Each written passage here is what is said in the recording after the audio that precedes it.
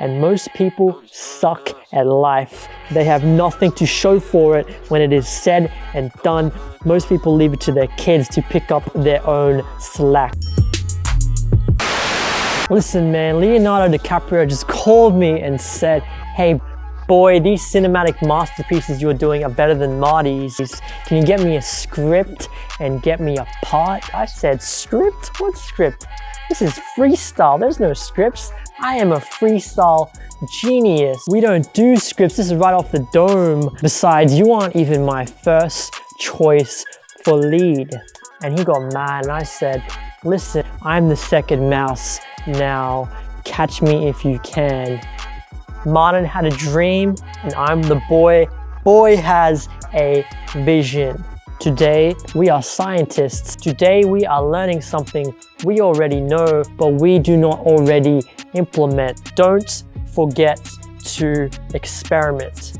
Do not forget to experiment. Your life is not what you think it is or what you've been fed to believe. You wake up, drag yourself out of bed and go to school. You wake up, drag yourself out of bed and go to work. You have no energy. You have to force yourself to get it somehow.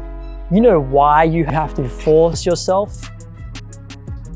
Because you forgot to experiment. You don't know how much you'll enjoy something until you try it. You don't know how good something is for you until you experiment. Case in point, yoga. It has a feminine demeanor towards it in 2020 right now as I speak.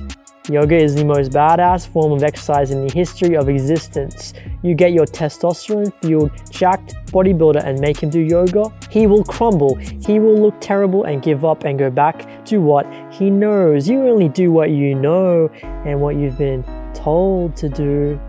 Listen, if the gym closes and you can't stay fit, my G, you suck at fitness. You are too dependent on one form of exercise. Let me give you an example. Dorian Yates, the most badass bodybuilder the UK has ever delivered to the bodybuilding stage, the man they called the Shadow, due to his formidable back development. Now guess what? He preaches yoga. He said it has done wonders for him. Now let's look at more individuals less known. Bikram Choudhury, a 70-year-old man moving like a 20-year-old man, the founder of Hot Yoga. BKS Iyengar, there's a video of him on YouTube showing his physical feats at the young age of 66. These are only two examples to help you start looking at more and expose you to the benefits of yoga. These men had impeccable health at an age most people give up their physicality in this world. Yoga used to be badass, man. They pimped it and sold it to women, and now your views on something so beneficial are skewed. We are influenced by our current views, trends, perceptions, whatever they may be. They can be a danger to your mind, a danger to your health, and a danger to your progress as a human being. You can experiment and try new things and let your energy flow, let your energy grow. When you find something enjoyable or beneficial to you, you go all out on a pursuit to practice your craft. The way you become great is by repetition, not careful analysis. Repetition means days, weeks, months, even years working like a madman or a mad woman when everyone outside of you thinks you are crazy. They should. 9 out of 10 businesses fail, and most people suck at life. They have nothing to show for it when it is said and done.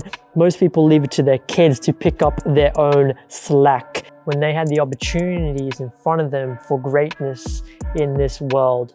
Listen, Conor McGregor was ridiculed. Martin X was constantly suppressed. Arnold Schwarzenegger spoke as little English as I speak Japanese, and I don't know any Japanese.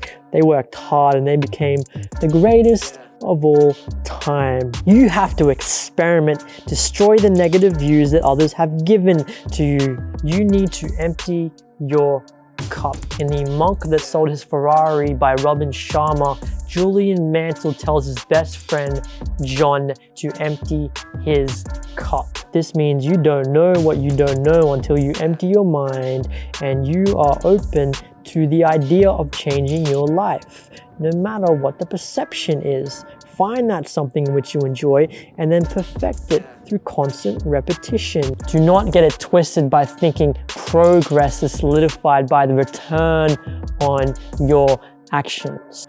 The Bhagavad Gita states you have a right to your labor, but not to the fruits of your labor. You can interpret this how you want, but don't think you are not progressing just because the fruit has not been seen from your labor just yet. As long as you're practicing, you are moving, and the only way to progress is to move.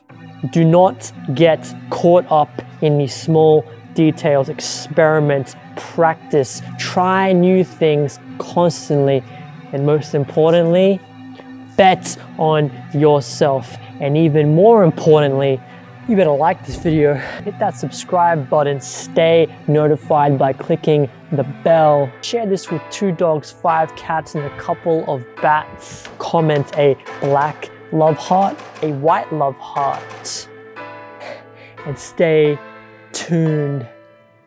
Bye.